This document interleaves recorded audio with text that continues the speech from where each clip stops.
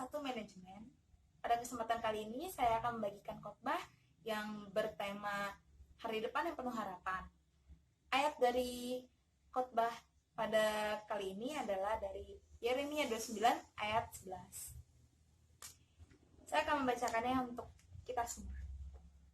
Yeremia 29 ayat 11. Sebab aku ini mengetahui rancangan-rancangan apa yang ada padaku mengenai kamu, dengan demikian firman Tuhan, yaitu rancangan damai sejahtera dan bukan rancangan kecelakaan, untuk memberikan kepadamu hari depan yang penuh harapan.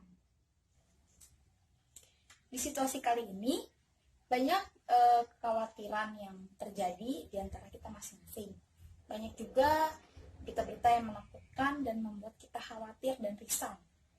Tentunya di awal tahun kita disuguhi dengan berita bencana alam, yaitu banjir dan tanah longsor.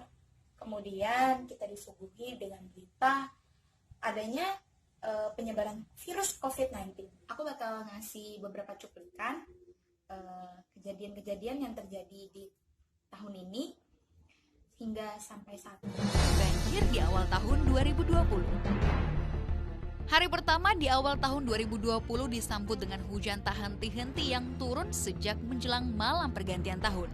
Indonesia sedang memasuki musim hujan pada saat itu, dan banjir menjadi musibah tahunan.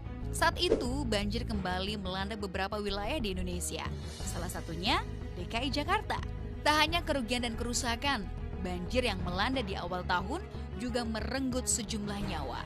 Seolah tak henti sampai di situ, banjir di bulan kedua kembali buahkan kehancuran yang serupa, pandemi virus corona. Memasuki bulan ketiga, virus corona atau COVID-19 yang merebak pertama kali di Wuhan, Tiongkok, kemudian menyebar masuk ke Indonesia. Diawali dengan 2 orang yang teridentifikasi, hingga saat ini, di akhir April dan masuk bulan Mei, virus tersebut sudah menginfeksi sekitar 6.500 jiwa. Dan tak sedikit pula korban yang berjatuhan karena virus COVID-19. Setelah menonton cuplikan tadi, kita tahu bahwa Tuhan mempunyai maksud dan tujuan tertentu dalam hidup kita masing-masing. Rencana Tuhan pastilah indah. Semisal dalam pandemi ini. Dalam pandemi ini, Tuhan mungkin mempunyai maksud dan tujuan agar kita dapat berquality time dengan keluarga kita. Contoh, ayah dan ibu sibuk bekerja biasanya di kantor. Dan kita pun juga sibuk belajar di sekolah. Dan sibuk juga dengan bermain bersama teman-teman kita. Jadi kita tidak punya quality time dengan keluarga kita. Nah, maksudnya apa? Maksudnya, dengan adanya pandemi ini, mungkin ini termasuk kategori kita dapat berquality time dengan keluarga kita. Walaupun ayah dan ibu tetap masih bekerja di rumah, tapi mereka dapat menyempatkan diri untuk mengontrol kita dalam proses pembelajaran kita secara e-learning.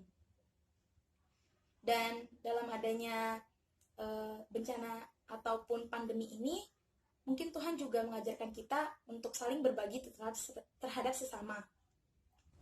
Jadi dengan adanya bencana dan pandemi ini, rencana Tuhan indah pada waktunya. Sesuai dengan ayat yang tadi kita baca, Yeremia 29 ayat 11. Rencana Tuhan indah pada waktunya. Marilah kita tetap kokoh, tetap melangkah maju, dan tetap berendah hati agar kita dapat meraih kehidupan yang penuh harapan. Saya Mutiara Victoria Beatrix. Tuhan Yesus memberkati.